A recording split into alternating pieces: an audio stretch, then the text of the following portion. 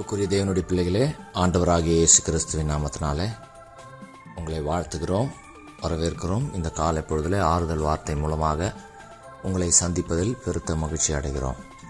இந்த நாளிலே ஒரு வசனத்தை நாம் வேதத்திலிருந்து வாசிப்போம். மத்தேயு சுவிசேஷ புத்தகம் 15வது அதிகாரம் 14வது வசனத்தை நான் உங்களுக்காக வாசிக்கிறேன். இவ்விதமாக இந்த சிறியரில் ஒருவனாகிலும் கெட்டுப்போவது பரலோகத்தில் இருக்கிற உங்கள் பிதாவின் சித்தமல்ல. இயேசு கிறிஸ்துவானவருடைய உவமைகளில் ஒன்றை இந்த பகுதியில் நாம் வாசிக்க முடிகிறது. இயேசுவானவர் ஒரு மெய்ப்பனும் அவனிடத்தில் இருந்த 100 ஆடுகளை குறித்து இந்த இடத்துல சொல்லிக் கொண்டு வருகிறார். ஒரு மெய்ப்பனுக்கு 100 ஆடுகள் இருந்தது. அவைகளில் ஒன்று சிதறி போனால் அவன் மற்ற 99 ஆடுகளையும் மலைகளில் விட்டுவிட்டு சிதறி போனதை தேடி கண்டுபிடித்து கொண்டு வருவானே, அது தொலைந்து போவது அவனுக்கு சித்தம் இல்லையே என்று சொல்லி அந்த மெய்ப்பனுடைய குணாதிசயத்தை இந்த இடத்துல வேதம் சொல்லுகிறது. எனக்கு அருமையான தேவனுடைய ஜனங்களே, அந்த மெய்ப்பன் இந்த இடத்தில் யாரை குறிக்கிறது? ஆண்டவரை குறிக்கிறது. தன்னிடத்தில் இருக்கிற 99 ஆடுகள் காணாமல் போகாத, தன்னோடு கூட இருக்கிற 99 ஆடுகளை குறித்து அவன் கவலைப்படாமல், காணாமல் போன அந்த ஒரு ஆடு நிமித்தம் அவன் மிகவும் கவலை உற்றவனாக அதை பின்தொடர்ந்து போய் அதை பிடித்து வருமளவும் அதன் பின்பதாக அந்த மெய்ப்பன் சுற்றித் திரிகிறான்.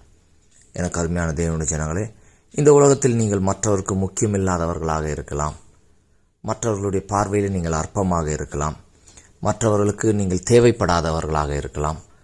உங்களை பற்றி அவர்கள் ஒன்றும் கண்டு கொள்ளாமல் நீங்கள் என்ன ஆனால் அவர்களுக்கு என்ன என்கிறது போல அவர்கள் இருக்கலாம்.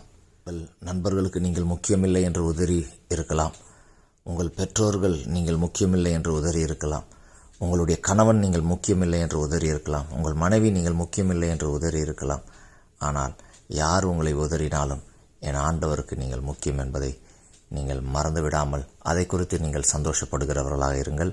நீங்கள் தொலைந்து போவதோ அல்லது வழி தவறி போவதோ அல்லது ஆண்டவரை விட்டுவிட்டு போவதோ, மற்றபடி நீங்கள் உங்கள் பிரச்சனைகளில் போய் மாட்டிக்கொள்வதோ அவர் பார்த்து கொண்டு சும்மா இருக்கிறவர் அல்ல.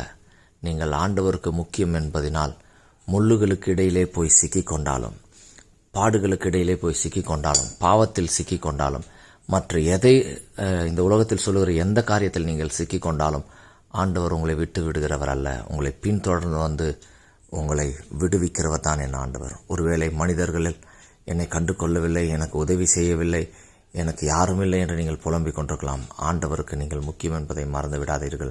உங்களுடைய எல்லா பிரச்சனைகளிலிருந்து அவர் உங்களை விடுவித்து அவர் திரும்ப தம்மிடத்தில் சேர்க்கும் வரைக்கும் அவர் உண்மையுள்ளவராயிருக்கிறார். ஆகையினாலே நீங்கள் ஒன்றுக்கும் கவலைப்பட வேண்டாம். மனிதர்களுக்கு முக்கியம் இல்லை என்றாலும் ஆண்டவருக்கு நீங்கள் முக்கியம். கர்த்தர் தாமே உங்களை ஆசீர்வதிப்பாராக. ஆமென்.